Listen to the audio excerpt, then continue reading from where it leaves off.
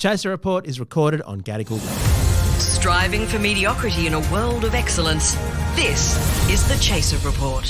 Hello and welcome to the Chaser Report. Dom Knight, Charles Firth and Gabbi Bolt with Shaun Micallef. Shaun, welcome. Thank you. It's the first time I've been here. I'm so sorry that your career is now at a point where you've got to do podcasts. So my deepest sympathies. Happy to do it, but I've done them before. I've done at least 3. I reckon I've done 3 podcasts. Oh my God, we're his 4th podcast. That's incredibly exciting. 4th time's the charm. Yeah, that's the saying. That's right. Now, actually, I was interested, Dom. You and I have met many times. Yes. Down in probably on John Fane's show. John Fane's show, possibly the only time I've met before. But no, look, that was a couple of times actually we did the Fane show. That was a good show. We're old friends. Old friends. And Gabbi and I have worked on, she was a writer for Mad as Hell. Yeah. Absolutely. We met by email. We did. We met exclusively over email and one phone call. And Charles, I've met once in my life, and that was 25 years ago, when he fucking stole our Logie.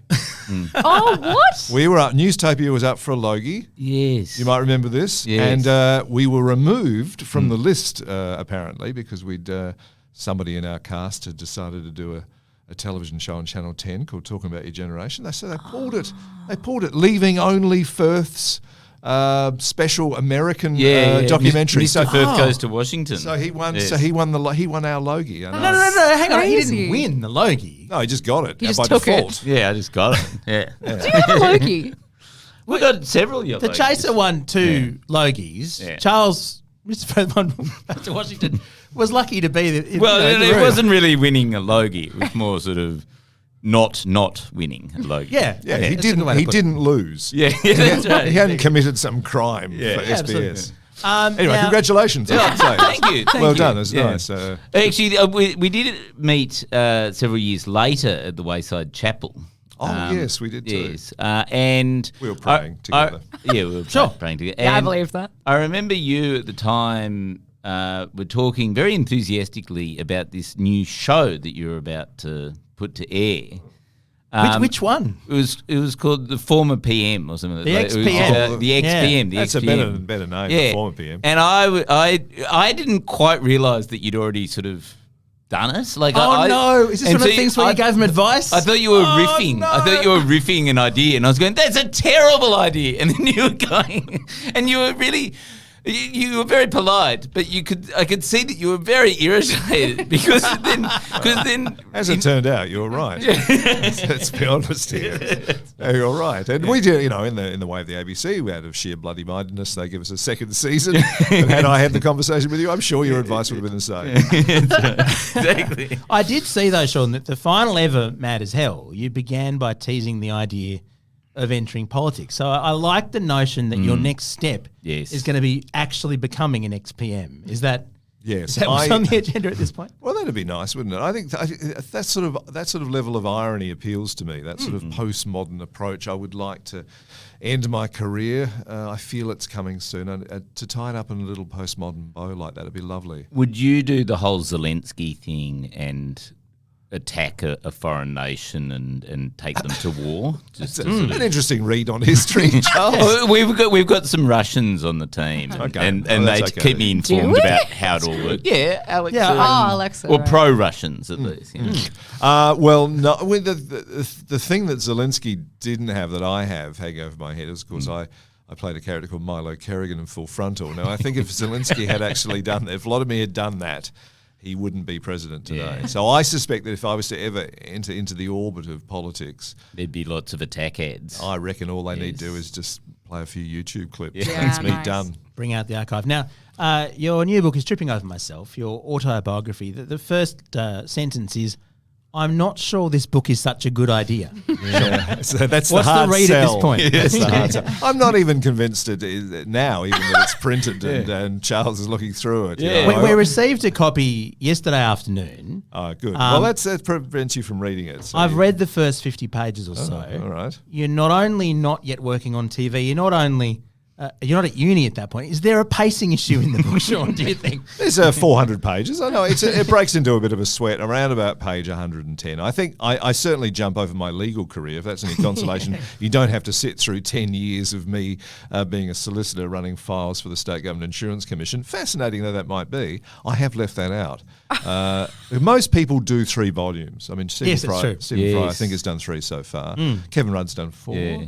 Jesus had 2. I mean, Well, they're too big. you know. Well, actually, there's lots of books, but you know, like I'm thinking Old Testament, New Testament. Yeah, well, it depends where you're looking at it from. The Mormons, the Mormon book. You have a 3rd book. Yeah. Oh yeah, yeah, the unadulterated sequel. So I did leave a bit out. So it does get a bit of a clip on if you can get over the first 50 pages. I'm really disappointed you don't have an index. No, well, you know why? Oh, why? Well, the very reason you would have picked up the book, Charles, would be to see whether you were mentioned in there.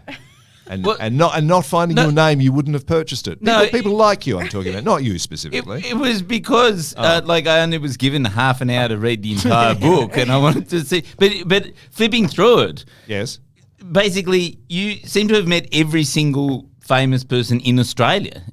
Literally, this is just the biggest name dropping exercise. It's an autobiography. What? I understood that was what you were supposed to do. Oh, when I was working with Andrew Denton. Oh, when I But was also- it's Andrew Denton. I mean, you could say that. You could say that's nothing. It's not a big claim these days. After I got lots of far more impressive people than Gary Denton in Sweet. there. Gary Sweet's in there. Yeah.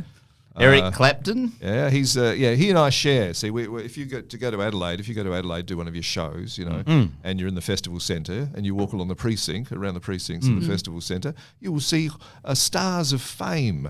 And I looking out over the River Torrens, you'll see Eric Clapton's star, Gary Sweet's star, and betwixt them is mine. Oh wow! Isn't that interesting? That's like Destiny's Child. I love it. Yeah, and I'm sure Should form a sure band. Eric and Gary, and to a lesser extent Gary, are impressed when they walk around. one of the best known people ever to permanently abandon Adelaide. Is that Yes, I think I had done a show in the precinct in one of the theatres once. Oh, okay. And that's the justification for getting it. Yeah, The qualification. Yeah, I mean Eric and Gary, I'm sure did far more work and stellar work than I did. But I appeared in a charity performance of Relative Values by Noel Coward. I'm sure you're familiar with it. Oh wow! And I played Peter Ingleton, the insouciant.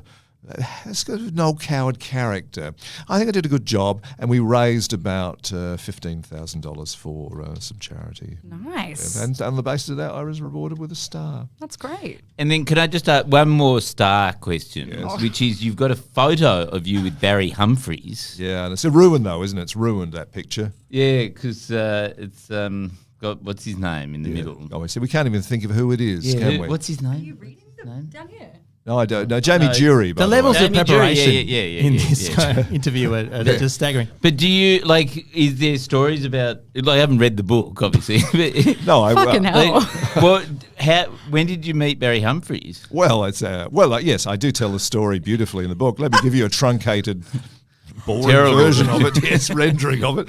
No, he was the first guest on my short-lived but brilliant Tonight Show On Channel 9. on Channel 9 Yes. called Micallef Tonight. Now, Oh, I don't know yes. whether you saw that, Gabby. You'd be too young probably to have was seen it. We all watched it. That was the greatest chaser. TV we show absolutely in loved it. television history. Yeah. Well, Barry was the first guest. I think that was the main reason I did the show. Was I thought, I get to talk to Barry. Barry Humphries. Humphries. Never met him. I quite like him. Yes. So rather than sort of send him a fan letter or bump into him or get his autograph or something, I thought I'd do a Tonight TV show, yeah. Whole show. Pretend he's a guest. Anyway, so I'm fascinated. I thought, great, Barry's going to be on the show. So there's Barry on the show, and I've never interviewed anybody in my life, by the way. At this point, I should give you a little bit of background, which the Channel 9 people I don't think were aware of. I think they kind of watched Micallef Tonight through, in the next room and thought, oh, look, he's interviewing somebody, not realising, of course, it's all scripted. Yeah. So I'm talking to Barry and asked Barry a question. Barry's answering. I think, oh, great, Barry's answering. Barry's talking to me on camera. This is fantastic. And I kind of drifted off slightly because I was thinking, oh, what do we have to do after the next break? We're doing a gag. Yeah, we have to do it. And I realised I just wasn't listening to him, and his voice was coming to that sort of that cadence where he's asked me a question, and I can hear his voice go up, and it stops. And I looked right at him, and I thought, I have no idea what you're saying. This is live television, Gabby. This is going out live. So I just went, no, but let me ask you this. And then went on to another topic that I hoped had not been covered in whatever he'd been saying for the previous 2 minutes. I think history shows that I didn't get away with it. Did he like call you out afterwards? No. He said he actually said, not to me but to others. He said he really enjoyed doing the show, but that it wouldn't last. Oh, He said it wouldn't last, not because it wasn't any good in his mind. He just thought it was a bit too weird. that's scathing though. To be like, Oh. I loved being there. Yeah. It won't last. No, though. it won't. Well, he was quite right. I do remember though the excellent ploy of the very first gag being running through the highlights of the show so far. Yes, we did. We were inspired a little bit by Daryl Summers, who would often have these sort of backpedaling sequences in his shows. Yeah, so we had it 14 seconds in. I think it was the very first observation made in the opening monologue. Well, The only decent gag in that first one that actually we pulled off quite nicely. We had Danny Minogue on. That Oh my wasn't, God, that- amazing. That wasn't the joke. Oh, I thought that was the game. No, that wasn't the gag. So she's singing "Put the Needle on It." I think that was. The Oh song. yeah, that hit. which was less memorable than the Micallef Tonight. Yeah. Yeah. Anyway, so yeah, we did. We gave her a great bump for her career for selling that album. But in the cutaway during the song, they cut away to me watching Andrew Denton doing Enough Rope on the ABC, which was concurrently that's which was right. running I remember parallel to our show. That's so funny. And as it turns out, most of the audience watching our show thought, "Oh, that's not a bad idea." So within about 3 or 4 weeks, Andrew was kind of top of the heap. Oh my God. What channel was that on again? Channel 9? Well, we were on Channel 9 and Andrew was on the ABC. I can't believe Channel 9 even allowed you doing that. Or you just I'm did right it. in thinking that you I'm got with the you. show because my recollection is that you had several years of being the funniest thing at the Logies by quite a long way, which is a compliment to you and an accurate reflection of the rest of the Logies. This is sad indictment. And so they went, we should actually hire this guy because you were the only thing funny on Channel 9 that night. At the Logies. Is that right? I don't know specifically what the mindset was inside the boardroom that thought, yes, this is the next Graham Kennedy. But I do remember we'd done Micallef, we'd done the Micallef program on the ABC. That had done reasonably well for an ABC program, and I think that was quite good. I was also in Sea Change. I don't know if you remember, but I was actually an actor for a while. My there. mum loved Sea Change. Well, she wouldn't like the 3rd season. Oh. It was me in it. I was Laura, played by Sigrid Thornton. Yeah. She was going out with David Wenham in Series 1. She was going out with William McGuinness in Series Twists and 2, turns. and Shaun Micallef in Series 3. Oh, congratulations. The final season. as Yeah, it third turned out. time's a charm. Yeah. So I was that was the most popular program in the country at that point. So I think I was riding on the crest of a number of different waves. Yes. And they thought that was a good idea. And look, I hosted the Logies the year before from memory, I think. Yes. 2001, I think. Yeah. Because when we first got to go to it, we'd seen Denton doing it before. We saw you doing it. Somehow we had in our head the notion that the Logies could be done funnily, which was never to be done again. But for a brief period there, yes, it was actually that was our first Logies in 2001. Yeah, that's right. I remember you guys coming up to me and saying hello because I liked the first and the subsequent incarnations of Chaser. Was it C quadruple N? I think was that what it was? Well, I think it was Election Chaser. was the 2001. first. Maybe it was Election Chaser, but I remember contacting your executive producer, who was Mark Fennessy at the time, and just singing your praises, just saying what a wonderful, wonderful show it was. And then we're up against each other, I think, that year for a Logie. Yes. That's right. And, I knew people, so I got it. Yes, And then, that's right. Then 4 years later, Firth. Yeah. came in. Knocked you off. Yes. The Chaser Report. News you know you can't trust. Can I just ask? I have spent most of my day knowing that you were coming in. My one anecdote about how funny you are relates to, I think it must have been the 3rd season of the Micallef program.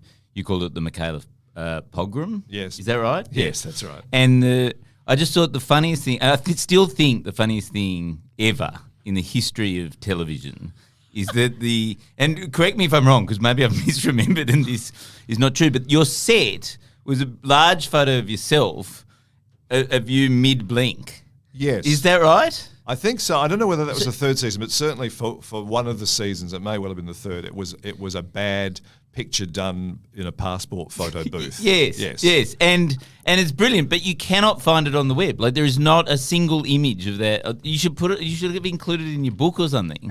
I should. Because it's so funny. Well, how do you know? You haven't read it. Might be in there. Might be in there as an Easter egg. That's a good point. But not everything you do needs to be on the internet. Let me just give you that advice. Well, I think that's given that other people have uploaded all of the Chaser stuff from the early days, and we're just basically, if anyone ever watches that stuff, our careers such as they are these days will be completely over. Yes. But I think that's a healthy thing. I think the internet is a very democratic place, and especially YouTube, and people will curate what they wish. They'll say, well, I think this has value, and you might not think it has value at all, but that doesn't matter because they think it does have value. So you'll be remembered how they want to remember you. You don't have any say in it at all. Yes. Okay. Unless you want to do an autobiography, in the vain hope you could change people's minds and hearts. You'll be remembered as that wanker who wrote an autobiography. Yeah. That's right. Well, I did like beginning it with the affectation of being quite self-conscious about the notion of setting it all down, but then a couple of pages in, you're very happy to just tell the story, very unselfconsciously. I'm a comedy nerd. I mean, it's the sort of book that I would have loved to have read when I was 16 or 17 years old because I was just so drawn to comedy. And I was fascinated by the mechanics of it, and I think I had an instinct for kind of how it worked, and I love marrying those two things together. And I love other people's stories about how they, come to comedy, and I would read those happily. And I figure this hopefully is like that. It's just my version of how I managed to kind of get on into television quite late in the game because I was about 30 when I decided that I would chuck in the law and become a comedy writer. I wasn't even going to be a performer. I figured that boat had sailed, So I wonder what, it would have been fun. Like you guys, Gabbi, you've been doing it since you were a teenager, probably comedy, and no? I've only been doing it for about 2 years. 2 years. But you'd be in your 20s, okay? Yeah, so I'm you're 26. doing it in your 20s, and Charles and Dom, you would have we done started it in your 20s as well. Before we finished uni, in my case, Yeah. But to know what you wanted to do at that early age, I find commendable. Yeah.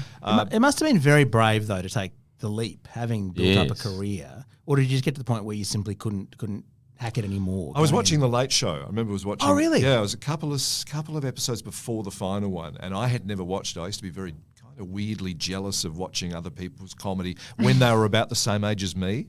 Like in the case of that's fair. Yeah, you see, sort of like DJ were maybe a couple of years younger, and I was going, well, I can't watch them because they're known to be funny, and what if they really are funny? And I'd go down to the Piccadilly cinemas in Adelaide to see something, and there'd be a big, huge picture of Steve Vizard up there because he had his Tonight Show, and he's a couple of years older than me. And I couldn't watch his show either, so I was watching Late Show with some. Admittedly, he wasn't known to be funny though. As it turns out, as it turned out, I think I shouldn't have been that worried. Although his show was far more successful and probably better and funnier than the one I tried. The genius of him was getting other people to host it all the time. I think that's if you'd done that with Micallef Tonight. If you'd done the first show. No, hadn't even done the first one. Well, you had Barry Humphries right there. You could have walked off the set. Well, I should have, and it would have been a much better interview. Can I ask, how did you then get into Full Frontal? Like because that's a very quick transition from watching The Late Show to suddenly turning up on TV. To writing for its distant and slightly backward cousin. Yes. Yeah. Well, fortunately, a fellow I'd been to uni with, Gary McCaffrey, who's a very well-known sketch comedy writer. He's really good. He happened to be writing for Fast Forward, so I rang him up and said, "Can you get me a job?" And he said, "Sure, Insane. that's fine." Yeah. So I was working. In those days, you would get this is for Full Frontal. You would get minutes to air. You would be paid for minutes to air, and they would guarantee. They'd say, "All right, 30 seconds." A show will guarantee you 30 seconds to air. So I get paid $120 a week for writing for Full Frontal, whether I got anything on or not. Yes. And if I got more than that on, then I would get paid more. If I got less than that, wouldn't matter. It'd still be $120. I mean, I'm a bit surprised, Shaun, the book is so long, given that the story is, I rang up a mate and got a job. Well, that's right. Well, no, but after that, I've made many errors. That's why it's called tripping over myself. I've made so many bad shows.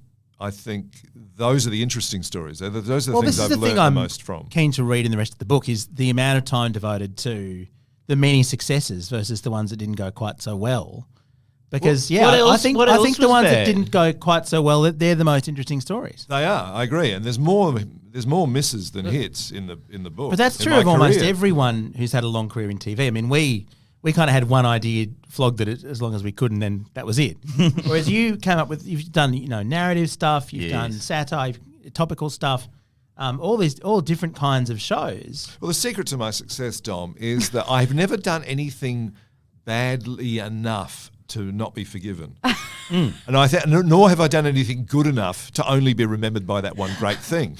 So I've had a middling career where I've been. It's hard to sort of pin me down a little bit. Sometimes I'll do a documentary. Sometimes I'll do it. And I am attracted to doing things that I've never done before. Though, in fact, those are the things that. I mean, panel shows, quiz shows, that kind of. It's all part of the tapestry. We only had one idea. Yeah, very foolish. I think we've all got a skill set that's on. Let's assume it's an A4 piece of paper.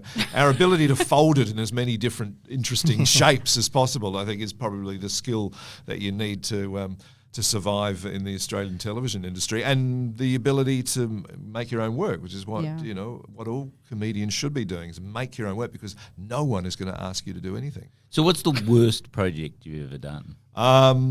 The worst one? Well, probably radio. I did radio, breakfast radio, and I wasn't very good at it.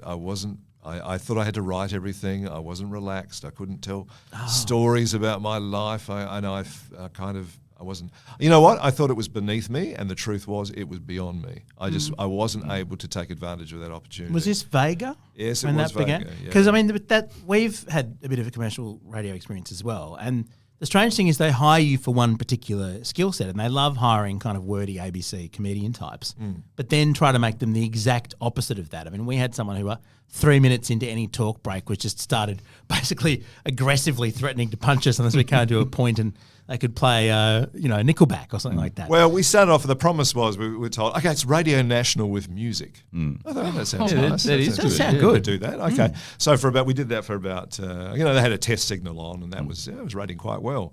We came in, dropped off a little bit, unfortunately, and within a month, they'd gone. I think they should have gone back to the test signal idea. But anyway, within a month, they said, all right, forget about Radio National with music. Let's go 60s, 70s, 80s, and 90s. This is in 2005, by the way. So I'm there. What's that? What about the 2000s? So I was told this with a straight face by the chief programmer, saying, "Oh, there's not been too many good pieces of music made during the 2000s. Apparently, those 15 years were a complete write-off. So there was no point playing any CDs from that period." So then we were expected to do personal stories, and I'm not very good at that. I'm not a stand-up comedian. I'm not like Denise Scott, who's very good at that sort of thing. So she was able to fold in a lot of her material just as general conversation, whereas I would take a digi recorder home and go for a walk on the beach and pretend to interview an old fisherman, doing both voices. That was the sort of crap I was handing up, and so they didn't want that, and it was unpleasant. And then I went off and did Newstopia, which was brilliant. 10:10 on a Wednesday. Perfect. Nearly won a Logie, but I don't want to go into that story again. Fair enough. Yeah. It is heartbreaking. Yeah. It is amazing though. Mad as Hell has just gone for so long, 15 seasons. Long, going back to the start of this government. Is it not a coincidence that it comes to a finish as we have a Labor government? It's a bit too neat, isn't it? Yeah. No, I think we would have been fine. I think if the appetite had been there, and it was just as ravenous as it was when we started, because when we started, we certainly had a Labor government. And look, there was plenty to deal with the Rudd-Gillard government.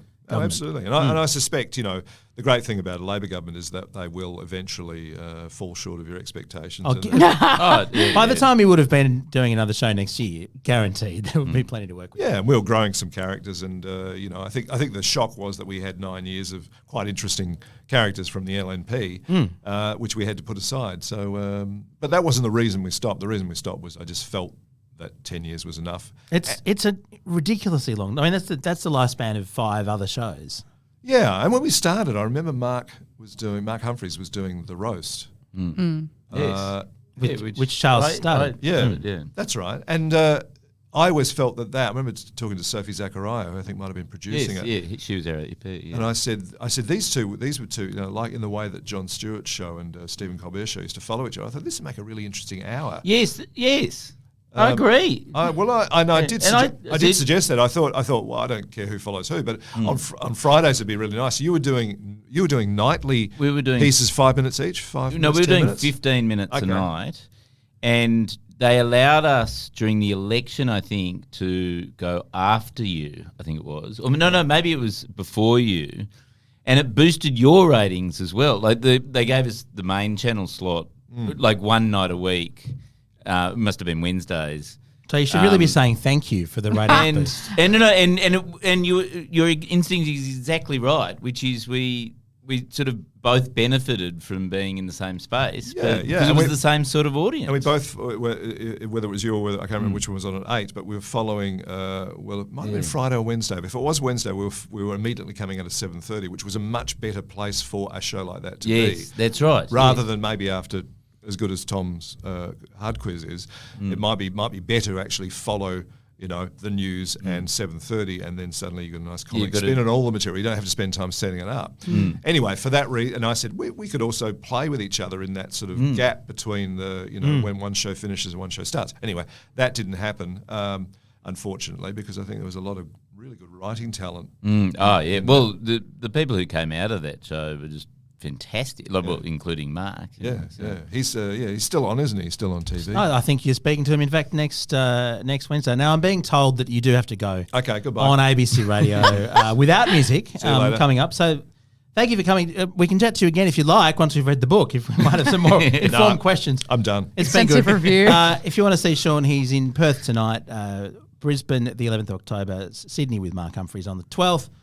Canberra on the 13th, 5th of November, which is Saturday in Melbourne, Tuesday the 8th of November in Hobart, and the 9th in Launceston. Did you do that from memory? No, I've got it in front of me. Oh, all right. Sorry. I'm interested, but they're not that good, Shaun. No, not that good. It's the Tripping Over Myself tour. If you want to go and see him, you're being interviewed by lots of, frankly, better interviewers than we've shown ourselves to be during the course of this conversation. And the book is out now, Tripping Over Myself. Thank you, Shaun. Thank you. What a pleasure it is. It was lovely.